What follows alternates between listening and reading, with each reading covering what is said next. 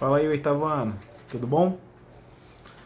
Estou aí com mais uma aula. Vamos falar um pouquinho sobre a população do continente americano de novo, mas dando ênfase à página, deixa eu olhar aqui na minha cola, 236, que está falando da dinâmica populacional do continente americano. O que é isso? A gente está falando da distribuição da população no território, uma avaliação da disposição demográfica, aonde as maiores populações estão residindo. Então, rapidamente a gente pode fazer uma associação ao começo da ocupação da população, que remete à colonização. Então é bem fundamental a gente pensar que o litoral, tanto da costa oeste e principalmente da costa leste, voltada para a Europa, são as porções mais povoadas do continente. E aí existe exatamente um mapa nessa página sobre essa distribuição. E aí fica muito evidente a gente perceber essa concentração nas faixas litorâneas, que não se estendem tanto para a parte norte, principalmente o Canadá, e o sul do Chile e da Argentina, devido às condições do clima serem bem mais friozinho. A população não ocupou esses litorais, tanto da porção norte e sul do continente, os extremos. E então, já podemos pensar que, já que o litoral está bem ocupado, o tráfego, o deslocamento da população pela navegação foi fundamental para essa avaliação, para essa ocupação litorânea, beleza? Então, rapidamente, pensando que as porções centrais, tanto dos Estados Unidos quanto parte centro-oeste brasileira, são mais rurais, tá? Hoje a gente vê a questão da fronteira agrícola avançando bastante para essas regiões, mostrando grandes desertos verdes, grandes áreas vazias de pessoas, pois tivemos aí, num passado do século XX, uma alteração no sistema da distribuição da população. Porque como a população ocupava principalmente os litorais, e ainda ocupa os litorais, nós percebemos que as áreas rurais hoje apresentam menos pessoas, o que era o oposto no passado, quando a mecanização do campo ainda não havia ocorrido. Então, mesmo estando nas faixas litorâneas, a maior parte da população ainda ocupava as áreas rurais e as áreas urbanas eram vazias. Tanto que tem um mapa bonitinho, um gráfico, nas páginas anteriores, que fala exatamente disso, do momento de transição da população rural para a população urbana, o famoso êxodo rural. E hoje a gente tem uma taxa maciça no continente americano, em todos os países, onde a maior parte da população vive nas áreas urbanas, nos centros urbanos, nas cidades. E aí, graças a isso, a gente tem uma diferença bem dramática nessa divisão. Por exemplo, os Estados Unidos atuam na década de 2000 em diante com mais de 80% da população vivendo nos perímetros urbanos. Isso é um número muito alto comparado a todos os países do mundo, onde a média é estar 60% na área urbana. O Brasil, por exemplo, está em 71%, eu acho. Então, também somos muito urbanos. E isso reflete um adensamento populacional nessas áreas, o que forçou uma urbanização integrada desses centros. Por exemplo, nos Estados Unidos, nós temos uma série de siglas de nomeações do que nós chamamos de megalópolis, que são as cidades, os centros urbanos, as regiões metropolitanas, que cresceram o suficiente para interagir e influenciar outras regiões metropolitanas. Por exemplo, a gente tem São Francisco e San Diego, duas regiões metropolitanas nos Estados Unidos, que têm um fluxo populacional muito intenso. As pontes aéreas, a logística de caminhões, trens, transportando mercadorias, serviços, bens, população, turismo, frenético, muito intenso. Então nós temos várias regiões metropolitanas que apresentam essa característica. No Brasil, a gente pode pensar em Rio e São Paulo como esse grande exemplo, como uma região metropolitana do Rio de Janeiro, uma região metropolitana de São Paulo, que são integradas numa megalópole, tá?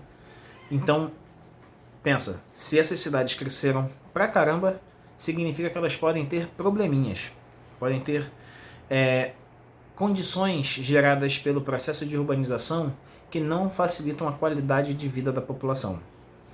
Então pensa comigo, numa cidade como Rio de Janeiro, é fácil de nós pontuarmos os problemas urbanos, como infraestrutura de trânsito, engarrafamentos, buracos nas vias. A gente pode pensar nas submoradias, nas comunidades que nós chamamos de favelas.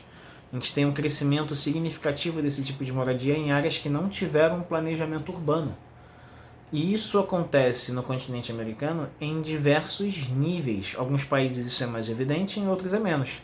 Nos Estados Unidos, por exemplo, a região de Detroit, ela passou por um momento de crise imobiliária, de problemas urbanos severos, com o aumento da criminalidade, violência, tráfico de drogas, que foram gerados por um crescimento urbano que não foi tão bem planejado e gerado pelos governos estaduais do estado de Detroit, tá?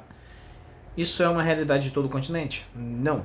Existem outras áreas que não apresentam tantos problemas urbanos, em cidades que foram mais bem planejadas. O caso da Califórnia, por exemplo, nos Estados Unidos, é uma cidade bem planejada, com estradas, rodovias, rede de trens bem consolidada para facilitar a mobilidade urbana. Existe uma legislação da habitação, leis, normas, que se você não segui-las, a sua casa é interditada. Então eu não posso fazer uma gambiarra na fiação, eu não posso botar um ar-condicionado de qualquer jeito, porque se gera um problema social, urbano, incêndio, alguma coisa, eu vou ser culpado e eu posso ser preso nisso nos Estados Unidos. Então é uma legislação muito intensa. Canadá também.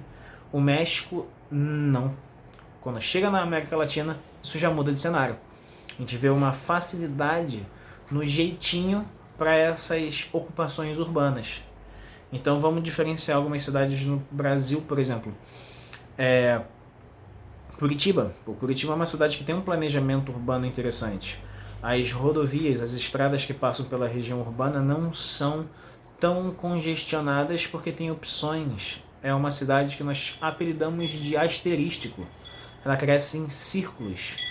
Tá? Então é uma cidade que conseguiu um desenvolvimento urbano, um planejamento urbano, que não gerou em problemas urbanos. Tanto que na página 237, que está falando, que está pontuando um pouquinho desses problemas urbanos, está citando países como a Nicarágua e o Haiti, que são os piores índices de desenvolvimento urbano e humano das Américas. Primeiro, o pior, o Haiti, e em segundo, a Nicarágua.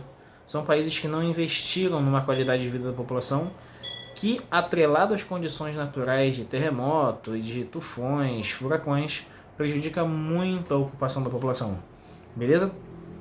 Então fica claro a gente olhar o continente americano e ver que essa ocupação, que essa distribuição está muito atrelada às condições de vida da população, às ações que os governos aplicam nas regiões e esse passado histórico colonizador.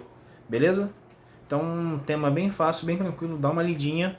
Na página seguinte a gente tem um exercício que eu já vou comentar com vocês rapidinho. Olha só, página 238. Uma tabela, tendo como base a tabela a seguir, o que apresenta indicadores demográficos de alguns países do continente americano. E aí está pedindo para a gente identificar o IDH desses países.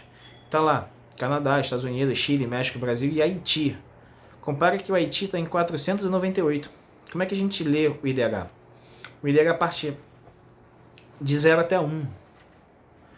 Países mais desenvolvidos está perto do 1. E aí você vê o Canadá, vai em 0,926. Melhor qualidade de vida das Américas.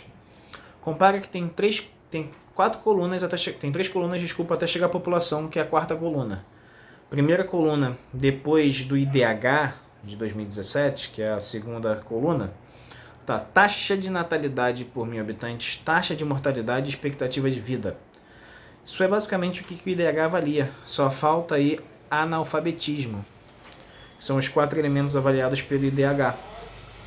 Então, na A, está perguntando assim: identifique as classes de IDH dos países apresentados na tabela. Ele quer saber o que é classe de IDH. É se ele é muito desenvolvido, se ele é desenvolvido ou se ele é subdesenvolvido. No caso, o Haiti é o único subdesenvolvido, Porque tanto Brasil, México e Chile são países em desenvolvimento, são países medianos no IDH. E Estados Unidos e Canadá são países de alto desenvolvimento humano, já acima de 900, de 0,900, beleza? Então, fácil, só a gente dividir aí quem é abaixo de 0,600, Haiti, baixo, entre 600 e 900, mediano, e de 900 para cima, alto. B. Observe os dados do Canadá e do Haiti. Com base no que você estudou no capítulo, reflita sobre as condições de vida nesses dois países, que se refletem nos dados apresentados na tabela a seguir. Cara, se o Canadá é o melhor país em IDH das Américas, significa que a expectativa de vida é elevada, os velhinhos vivem até uma idade bem avançada, e o Haiti não, já que a menor taxa de IDH das Américas, significa que a expectativa de vida é bem baixinha. E aí você olha lá na tabela, olha lá, no Canadá está 82 de expectativa de vida, no Haiti está 62, isso é a média que a população vive. Se eu avaliar os outros indicadores, por exemplo, taxa de mortalidade, o Canadá tem que ser mais baixa, mortalidade não é maneiro, mortalidade infantil, por exemplo, tá lá, 11. Olha o Haiti, 26, mais que o dobro. E a natalidade está até equilibrada. O Canadá tem uma taxa de natalidade muito alta, as pessoas têm muitos filhos, porque não tem uma dificuldade de mantê-los. Já o Haiti, como um país muito pobre, avaliar uma taxa de natalidade de 9 por mil habitantes está bem elevado para um país que é pobre. Então, você pode pensar que cuidar de pessoas num país pobre é mais complicado do que cuidar de pessoas num país rico, num país onde a pessoa vai ter um poder de compra para os bens e serviços, tá? E a questão 2, rapidinho, múltipla escolha. Sobre a distribuição da população no continente americano, é correto dizer que, letra A, o relevo pouco interfere na dinâmica da população, pois o continente é formado apenas por planícies.